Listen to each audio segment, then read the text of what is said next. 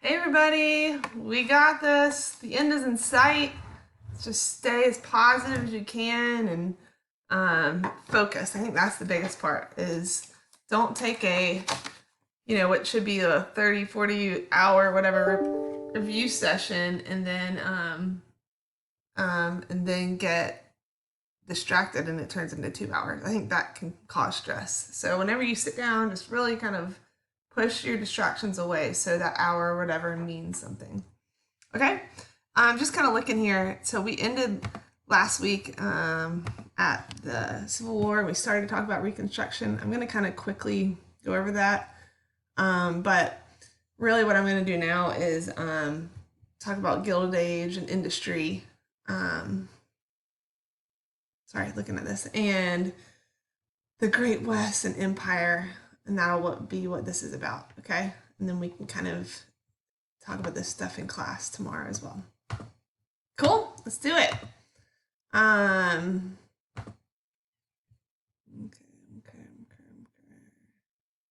Maybe here. Nope. Thought I had it pulled up.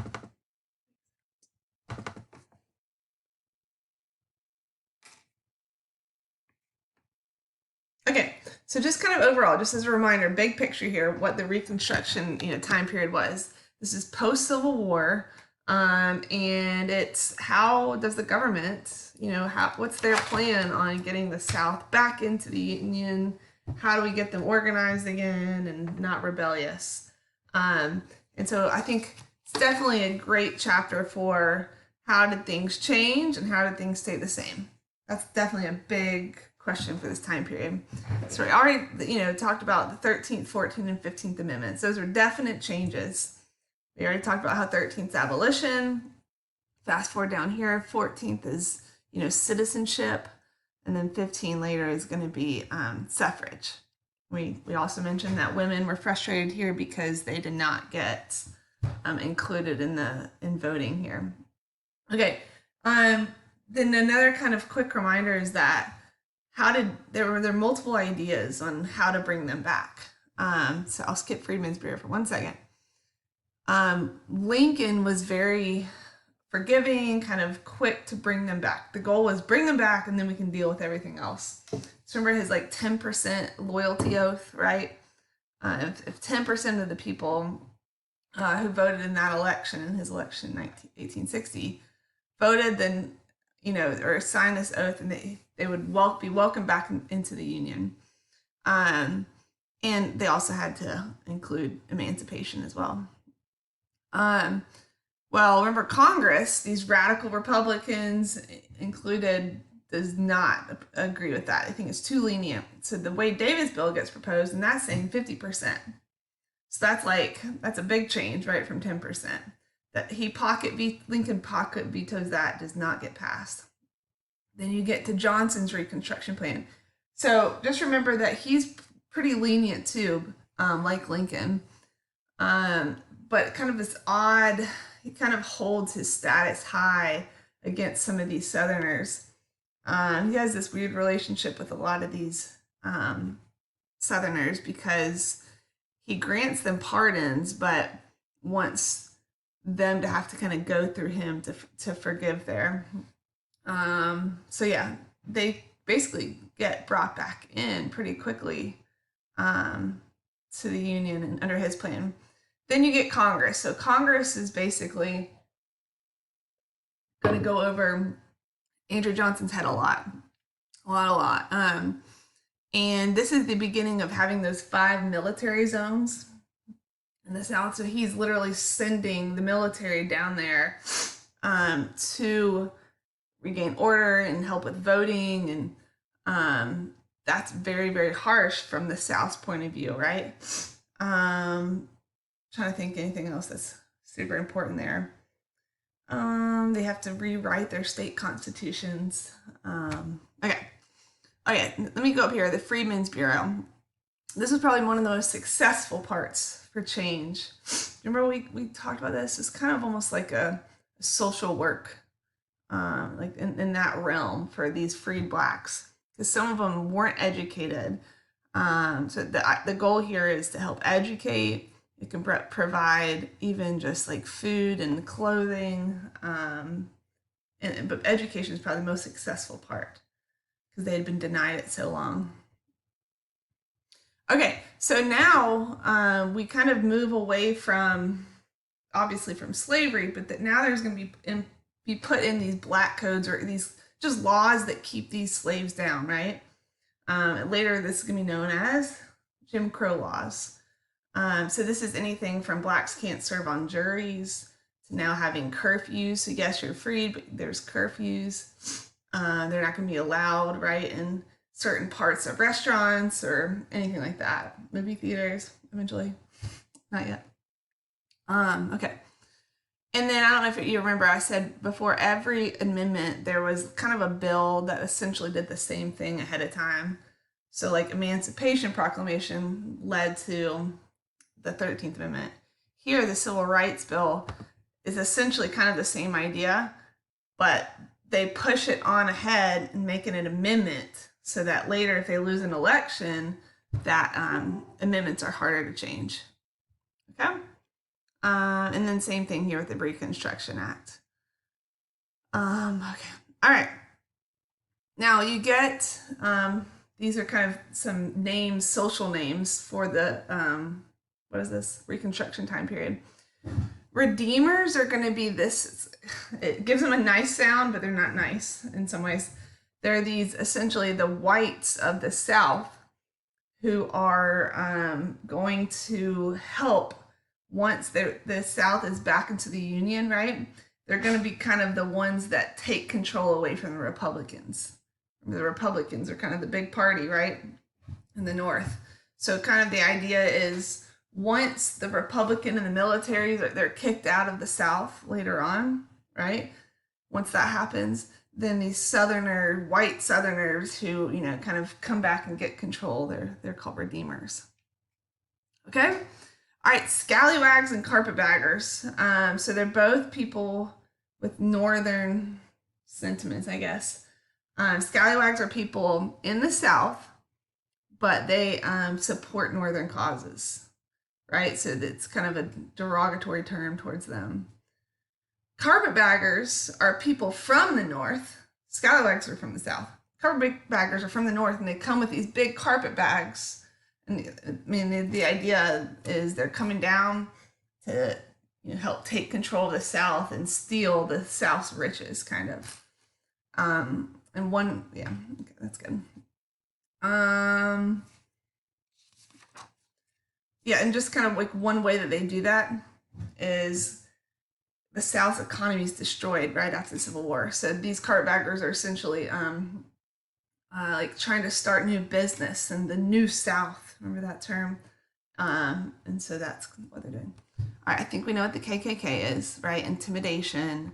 They were essentially allowed for a long time to frighten people. But now the KKK is going to get banned, and it allows the military to kind of come in. All right, why does Johnson get impeached? Do you remember this? So just a reminder, right? All the impeachment processes we've had, nobody's actually been found guilty, right? The only president we've really found guilty is under these kind of circumstances resigned before an impeachment.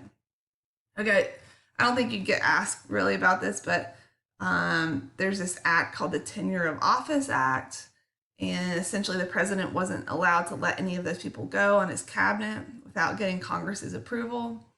Well, he decides to let someone go, a Secretary of War, I think, and without letting people know. So ultimately, though, the impeachment did not prove that he had committed high crimes and misdemeanors or whatever. Okay. All right. What's Seward's Folly? It's kind of a random time period here for that. But this is with Alaska. They called it a folly. Like, why are you getting that cold land up there? Getting it from Russia. And a lot of people weren't sure about it at the time period. Okay, Civil Rights Act of 1875. This is essentially, okay, so this right here, Compromise of 1877, that is when Reconstruction officially ends, right? because that compromise, we'll talk in a second. So before that, they're still focused on helping the South. This is kind of the last piece of civil rights, because you got the amendments, right?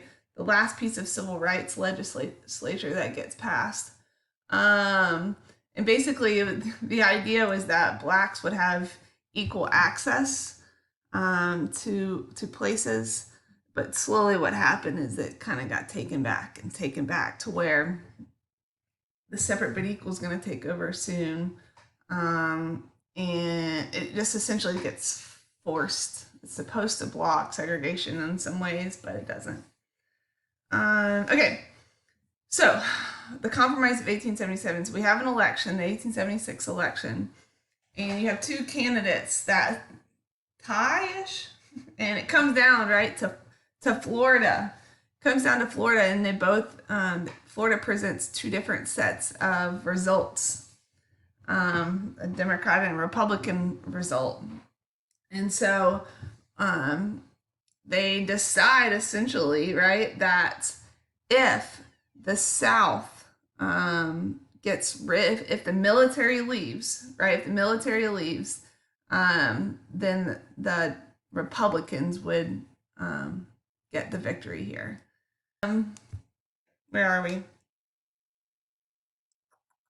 Jim Crow laws? Yeah. So Jim Crow laws are essentially all these segregation rules, vote. There's a lot of voting rules here too. You're going to have like the literacy test, that you have to pass a literacy test in order to vote.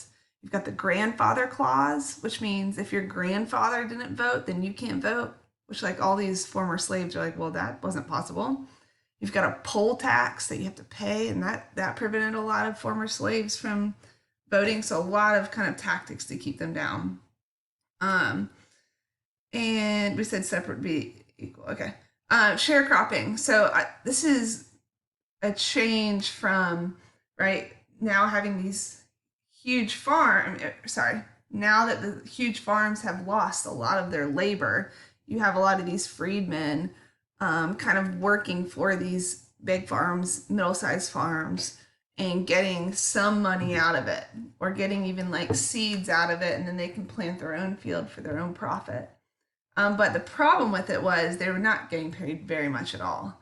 And so really it was almost a way of keeping them down economically, legally, but economically, so that they were never able to rise out of their debt.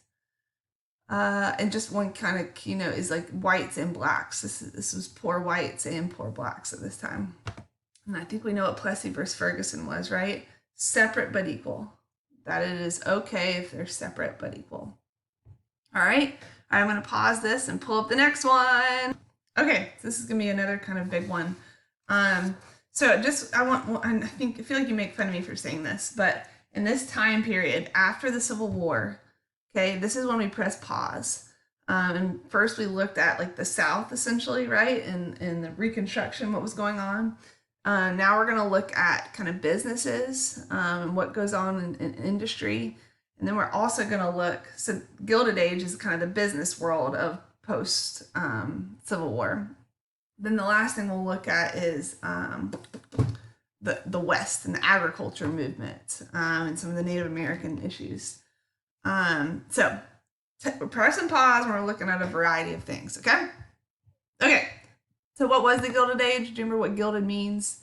Gilded is essentially, and I know I'm talking fast, but I'm doing it on purpose to get through a lot. Gilded, what that means is like, it's, it looks gold on the outside, but it's not on the inside. So this time period, there's a lot of growth and a lot of wealth starting to be made with industry.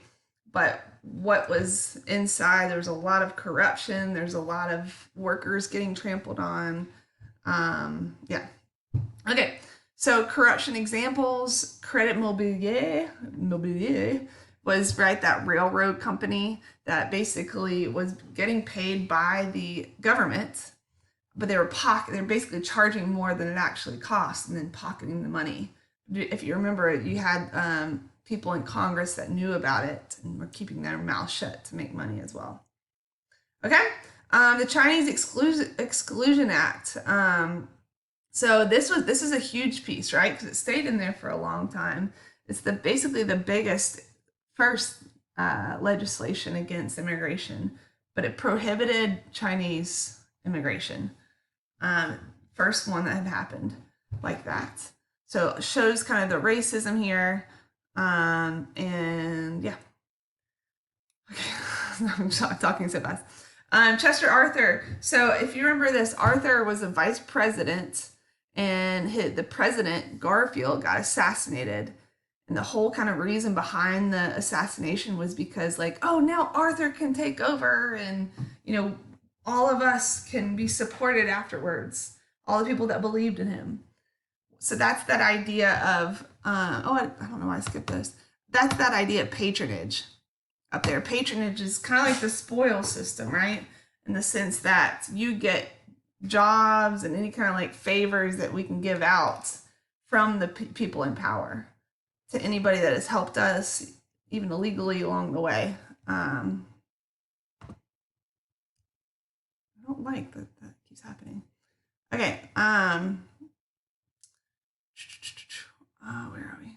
Okay, so when Arthur actually becomes president, he passes the Pendleton Act, and that essentially says, like, okay, we need to start practicing this idea that if someone is going to work for the government, they need to pass exams and give some merit to these jobs. Okay? All right, and then Boss Tweed, we've talked about Boss Tweed. So I think we mentioned before that political machines had started off with the Industrial Revolution earlier on. Well, now this is when Boss Tweed specifically gets famous for basically running a political machine in New York during this time, the late 1800s, with the Democratic Party. So there's a lot of like bribery and yeah. All right. Oh, do you know anything about the Homestead Act strike? Ever heard of it before? So Carnegie, right? I know you know this. Carnegie workers essentially wanted to strike because of some pay cuts. Well, what did Carnegie do? He brought in, right, some detectives to help put down the strike, and it became into this huge nationwide strike. And that's kind of the beginning here, too, of just this idea of big strikers. And the federal government is not supporting the workers, not even helping to mediate. Okay? And then you have the Union Pacific Railroad. So this is the first transcontinental railroad. And look at that date, 1862. So that's because that's in the middle of the Civil War. So where did it start? Right? In the North.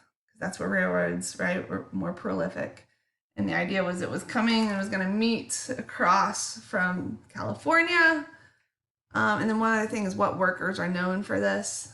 You have Chinese in California, which relates to this later, right? And then you have the Irish are also known for working on this. And just one other quick thought is that the government was giving land grants. So the government is basically saying, look, you can have this land, the federal land, to build this, because they realize the potential and the purpose of that. But because of that, you're going to have these big kind of tycoons rise up. So Vanderbilt got famous in steamboats, and then he became one of the first to turn to railroads. All right, Wabash. This is the first kind of court case where a state tries to regulate the railroad. Okay, what's the result? They're not successful. Do you remember why? Go back to Gibbons versus Ogden. Only the federal government can regulate transcontinental, right? So even though they lost here, they did establish this Interstate Commerce Act, and it was kind of the beginning of the government putting a hand on railroads, but it didn't do a whole lot. But it did basically say that rebates weren't allowed and pools. Remember what rebates and pools were? It's when these railroads would kind of work to get two things. Pools, they would work together and they kind of come up with their own price range so that people had to pay a high price. Rebates is giving some people like, oh, you can have a free ride, or you can have this discount because you're a senator or whatever. All right. And then you have your big guys here. You've got Andrew Carnegie, John Rockefeller, and J.P. Morgan. So Carnegie's going to be steel, right? It's the steel king. And what's vertical integration? It's this idea that I'm going to own all the parts of the process. So I'm not handing off my steel to a middleman who's going to tax me and make them pay more and I lose profits. So I always think of this as like Amazon. Amazon now is having some of their own stores, right? Their own products, and they're passing it off to Amazon trucks and all that kind of thing. So owning all the different aspects of the sale and production. John Rockefeller. So this guy is Standard Oil, right? Huge, so much money. And just in general, like, where does the rise of oil come from? And it's going to essentially take off with cars as well. Horizontal integration. This is now you are controlling your competitors, right? You're putting them out of business or whatever. You are you're lowering your rates so low that they can't even compete here. You're monopolizing, right? J.P. Morgan banks. Later is random. He does later buy J.P. Morgan Steel, the United States Steel Corporation.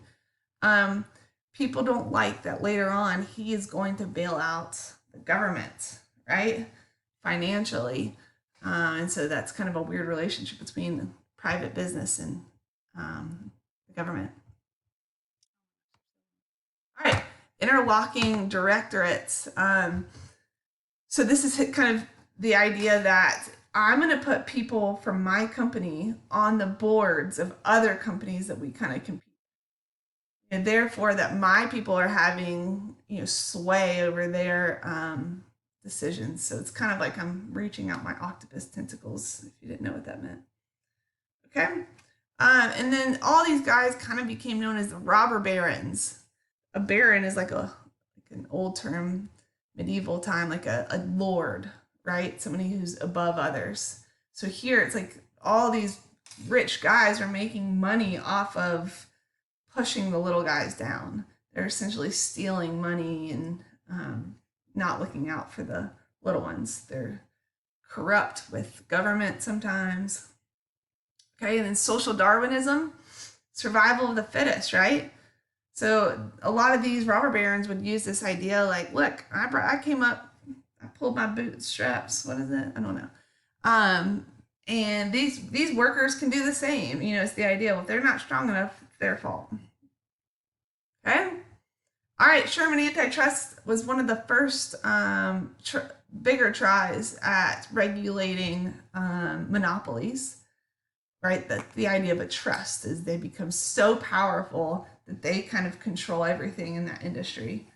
So what was the problem with the Sherman antitrust? Remember, there's some wording in it that actually hurt labor unions because the idea was that it would basically control anything that restricted trade. Well, technically, unions restrict trade, right? So unfortunately, this actually hurt unions. All right, gospel of wealth. This is I'm looking at all these. This is kind of a nice one here, but I know you get confused with this one. So think about it. The gospel of wealth. It is in the Bible. It is our duty to use our wealth and our influence in order to help those that need help, right? It's our moral responsibility. Carnegie was a big one. He gave a lot of his money away. Why can't I think of the name? Oh, okay, whatever. Knights of Labor. Okay, so now let's look at this real quick. So far we've talked about kind of the rising of that rich class and keeping them down, right? That's the Gilded Age. And now we're going to see the beginnings of labor, but really it's not going to be that strong until the progressive movement, which really is in the early 1900s. Where are we? Okay, the Knights of Labor. This is just kind of the first important one that we'll focus on, like labor union and secret society. It was like all different types of labor, unskilled and skilled, which is actually can kind of hurt them if you focus on too many people, if that makes sense. Okay, Haymarket Square. So Knights of Labor got actually a lot of participation until really the Haymarket Square, and basically there was a rally in Chicago, and a lot of people were protesting, but a bomb went off, killed a lot of people, and they blamed the Knights of Labor, when really it wasn't the Knights of Labor, but that's kind of what hurt the Knights of Labor. So in its place, the American Federation kind of rose up, but this is only skilled workers. And I guess what's important about that is like if skilled workers unite, that is much harder to, if they go on strike, for example, it's much harder to fill in skilled workers. Or if unskilled workers striked, then that's easier to replace them, right? This is Gompers. Samuel Gompers, yes it is. It's gonna be very successful. They're gonna use them a lot, and one word that goes with this, closed shop. So he started working with these businesses and came up with this idea of, look, if you only hire our union workers, right? That's called closed shop. If you only work with them, then look, we can work with you guys. We can kind of figure out good things that help both of us. Okay, social gospel. So I think this is what you guys get confused on because they both have social in them. To be fair, they're both like Bible oriented, it's our responsibility. But this is kind of saying, this is where the wealthy people should help. This is kind of saying that like, hey, Christian Protestants, it is our duty to help these immigrants. It's our duty to help these poor people who are struggling because it's in the Bible. And Jesus asked us to take care of them. Well, who rose to that challenge mostly? That would be women. This is really the rise. Women, I think you had a question on a test once. It said, who was most active in something? And it was middle-class women. Because high-class women like it the way that, it is. They're making a lot of money. Let's not do this. Low-class, they're working. They don't have a lot of say, and time to do this. But it says middle-class women who are really going to be a part of this. Okay, so now new immigrants. It used to be Britain and Ireland and Germany, right? Now who are we getting? We're getting much more of the Southern and Eastern Europe. So like the little Italies, and now Poles, right? Jews, really Romania, you could say all those. It's much more Eastern Europe. But a lot of people don't like that because they would say that Eastern Europeans are even more different in culture than Western Europeans. So you're going to have another wave of nativism. But, sorry, big point there. Immigrants, without the immigrants, this Gilded Age, this production in railroads, all these production in oil, it would not have gotten done without the immigrants. Settlement houses. So these largely the women are in charge of this, right? And these are like kind of social work houses that immigrants could come for language lessons. They could help find a job, cultural activities to help them get acquainted, childcare. The famous one was Jane Addams and the Whole House, right, in Chicago. Whole House. Okay. All right, Booker T and W.E.B. Du Bois. Okay, the big difference. You got to kind of know the difference here. They're both kind of trying to figure out, well, where do freedmen stand in society, and they're going to have different views. Booker T is essentially like, let's get economic independence. That's our goal, right? Let's focus on us. Let's work on our trades, which is Tuskegee is going to be kind of like a trade school, right? To learn for blacks to come and learn specific trades so they could get economically equal to whites. But W.B. Du Bois says, that's accommodationist. We're just accommodating to the whites, right? No, we want to end in segregation. We want to be equals fully, not just economically. And so he helped found the NAACP, that's still a big part of the movement today. Okay, so now that you have kind of all this money happening and you're getting a lot of growth, one of the journalism changes and you're going to get yellow journalism, which is like scandalous, salacious writing to just grab attention. You have Pulitzer and Hearst are kind of competing in that. Anything else? No. And I guess why that's important to mention is because that's going to be a difference from the progressive era, right? The progressive era is like, no, let's talk about real stuff. So almost, does that make sense how yellow journalism kind of exemplifies the Gilded Age as well? Okay, take a breath. Move on. Okay, so far this time period, right? We've talked Reconstruction in the South. We've talked the Gilded Age kind of in the North and its influence everywhere else. And now we're going to talk about the West. And okay, I'm going to kind of think of big ideas. Big ideas. Now you have the railroad moving west, right? You've got, that means settlers are coming more and cities are coming more. So that's obviously going to have an impact on Native American reservations and interactions. And then also you have the Gilded Age, industry happening now in the farming sector. So same, they're related to the other topics, but okay. So the reservation system, we know what that is, but this is kind of the beginning of it. It's moving them on into like the Dakota territory and the Indian territory, but just kind of grouping those Native American tribes into different territories. What's one of the negative things is like they're not all just unified tribes. There's a lot of individualization there.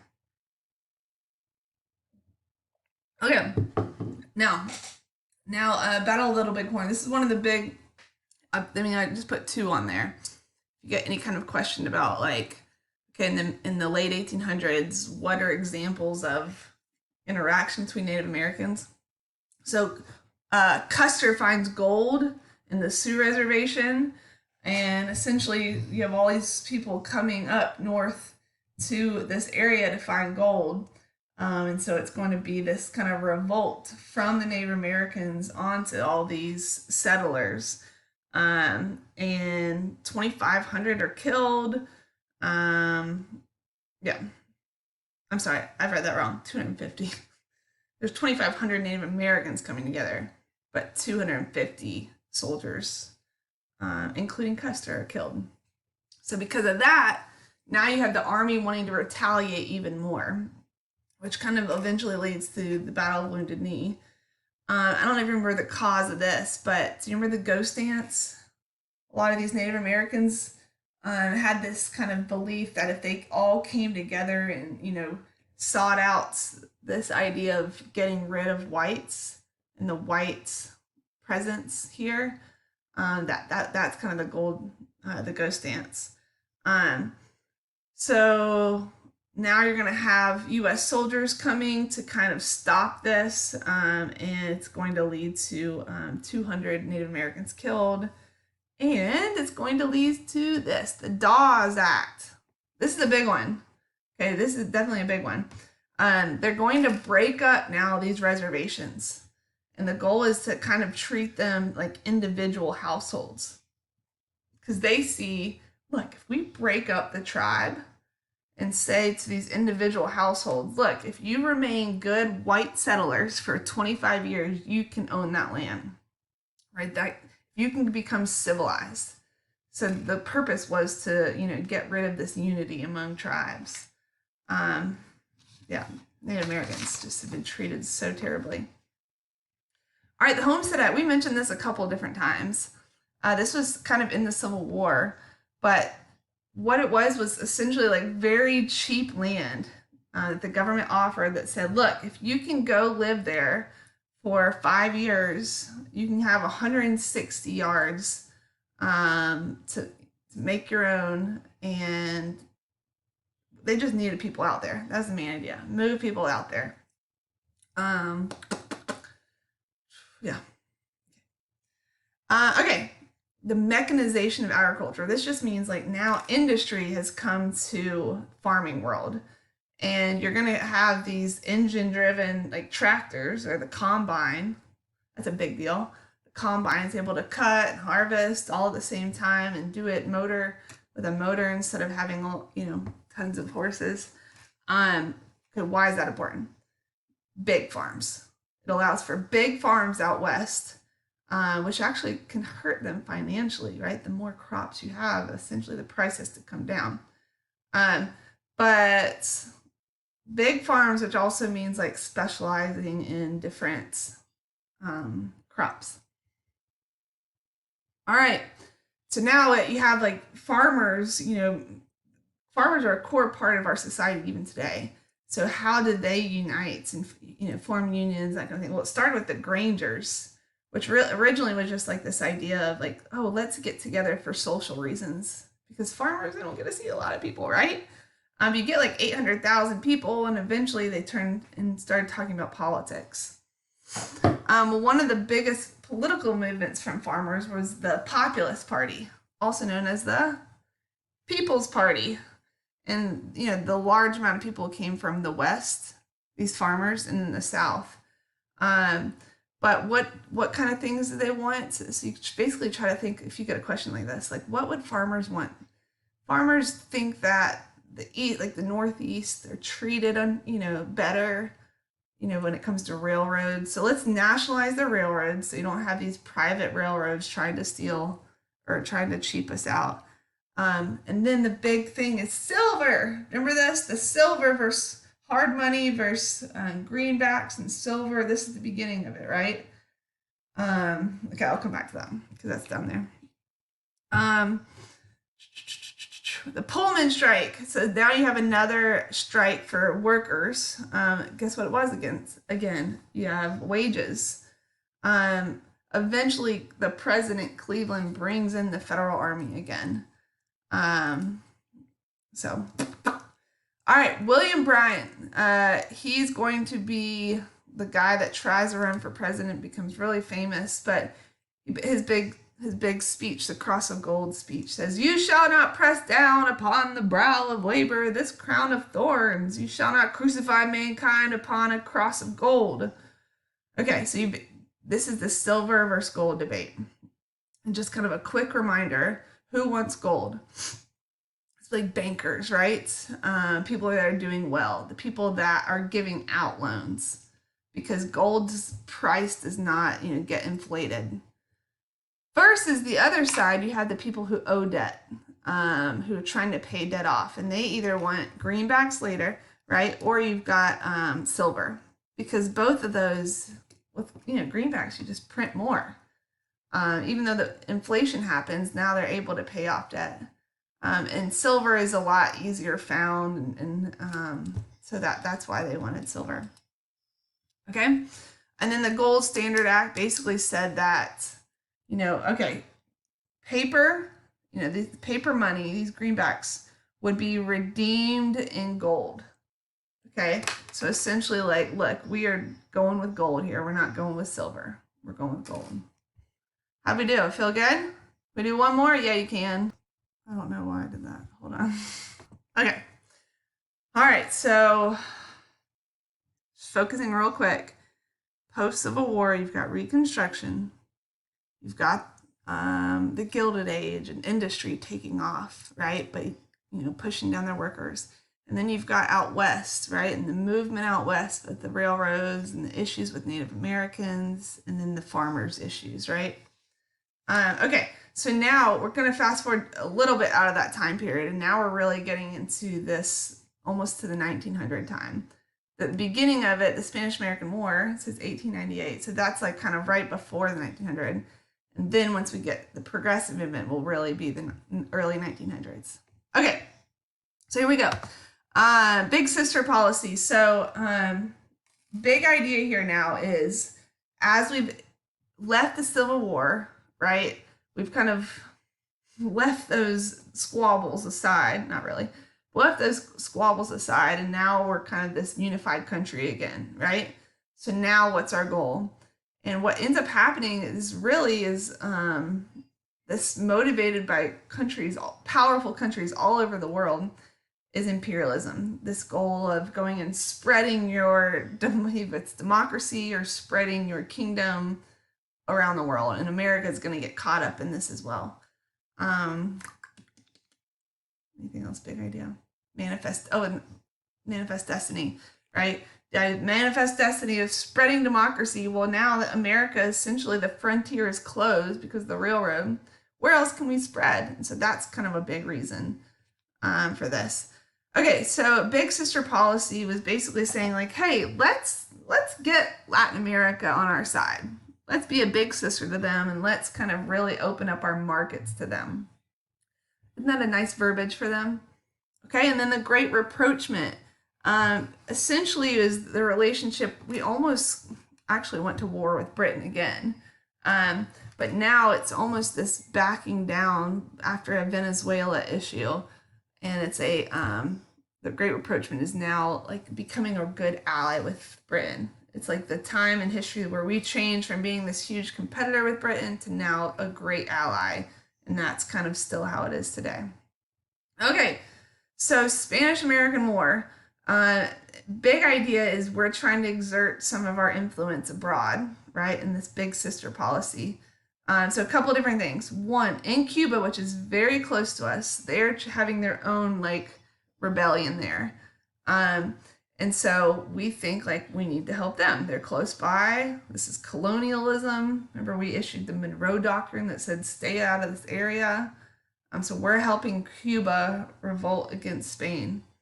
Another thing was their foreign minister had called our President McKinley weak. And so that became a national headline, which is funny today. That would just be another headline. Okay, and then you have our battleship, the Maine, kind of just going around Cuba, just making sure everything's fine there. But then do you remember what happened? It blew up. And we blame Spain, right? We blame them. Turns out later on, we find out that it was not, it was the ship's malfunctioning. Whew, tough word. Okay. And then the last one is just yellow journalism, which means just this idea of, sorry, you guys are texting me right now. This idea of, we already talked about yellow journalism, right? Sensationalism. Oh my gosh, blowing up all these international things to where McKinley felt we had to go to war. Okay. Okay. Now, what happened in the war? It was a very quick war. In war standards. And remember, the fighting actually goes over to the Philippines. Remember that? We have a pretty quick victory over in the Philippines. Okay, so what are the results? There's three things. One is we get Guam and Puerto Rico. So those become territories. Yeah, okay, that's on there later. Two, we get the Philippines. And that becomes its own issue. Right, we'll talk about that in a minute. And then three, Cuba. And Cuba is an interesting thing because if you want to add this on there, the Teller Amendment, I think that's on there, right? The Teller Amendment at the beginning, we said, look, we're going to fight for you, Cuba, but after the war, we're going to give you freedom. Remember that? And that's going to come up in a minute too. So sorry, Teller Amendment was kind of beforehand. That should go over in causes really, but all right, so those are the three big things, right? Guam and Puerto Rico, the Philippines, and then Cuba. We'll talk about more what happens with Cuba and the Platt Amendment. All right, does everybody like this? No, you have a lot of people who think this is terrible, right? They're against imperialism, the stronger country taking over weaker countries. And one of the biggest things they were protesting was actually the Philippines and what was happening there. The insular cases. So now that we have, this Filipino and Puerto Rico as territories, what does that mean for their own citizenship? And the idea was that, remember the flag, right? The Constitution does not follow the flag. So although our flag is there, it does not mean that they get all these rights that normal citizens would get, which that's a big deal, right? That's a big issue. Okay. All right. Now the Platt Amendment. So this had to deal with Cuba after the war. And basically it said that we were going that Cuba, although they will be free, right? They have to kind of talk to us and work with us if they're going to make treaties with other people or financial agreements that we kind of get. We can bring our military there. So it's like, hey, you have your freedom, but we're going to kind of help control things over here to make sure nothing like that happens again. Okay? Okay, so that's the Spanish-American War, and that is making us like a big player in the imperialist movement. Well, now, like, what about other places around the world? In China, the open door notes. So China, what had happened in China? You have a lot of countries, France and Germany, and are going into China and Russia, and they're starting to take these spheres of influence. And it's like basically kind of controlling these areas. And America was scared that it would become colonized and we would be behind. And so we actually send this note. Nope. We send this note that says the open door note that essentially China will not be colonized. Okay? China will not be colonized. And you have to allow this, open commerce idea. Did China know about it? No. Or they weren't, they knew about it. They were not a part of that decision. Where are we? Boxer Rebellion. So how did the Chinese feel about it? Not great. You have a lot of people in China that are going to fight against this. And the Boxer Rebellion is basically this uprising in China against foreign influence, right? It was like kill the foreign devils. And they were able actually to really take over the capital. And but eventually they were put down by this foreign military, essentially, groups from different countries to put the Boxer Rebellion down. Which is such an interesting thing. Okay, now you get Theodore. Right? Roosevelt's kind of rising to the stand here, and his idea, speak softly but carry a big stick, which basically means like, let's get our military and our navy ready. If we need to intervene, we'll intervene, right? Let's be ready, and if we need to. I'm gonna come down here and then I'll go back to the hey Parsifal. Roosevelt Corey, what did this add on to? The Monroe Doctrine. And essentially, right, Monroe Doctrine said, don't come over here in the Western Hemisphere, right? And it basically said, or else we will use the big stick, right? We will use our military here. And it allowed America to intervene a lot in Latin America. So we're going from this big sister to this like bad neighbor, essentially. And we're going to kind of get our hands involved in a lot of things in Latin America. Okay. The Hay Ponceforte Treaty. Do you remember what this had to do with? Why did I just lose the name? Panama. I was like, Panama Canal. Panama Canal, originally, Britain and America kind of said, like, look, nobody has rights here to take over. But essentially this treaty right here gave America the right to build a canal, which is interesting again because this is not our territory, right? We are essentially giving ourselves credit here to build another territory, another place. Okay. I gotta go. Shoot. I have to go and pick up my data, but I'm just gonna stop here and we'll do progressivism in another video later. Yeah, that sounds good. Okay, bye.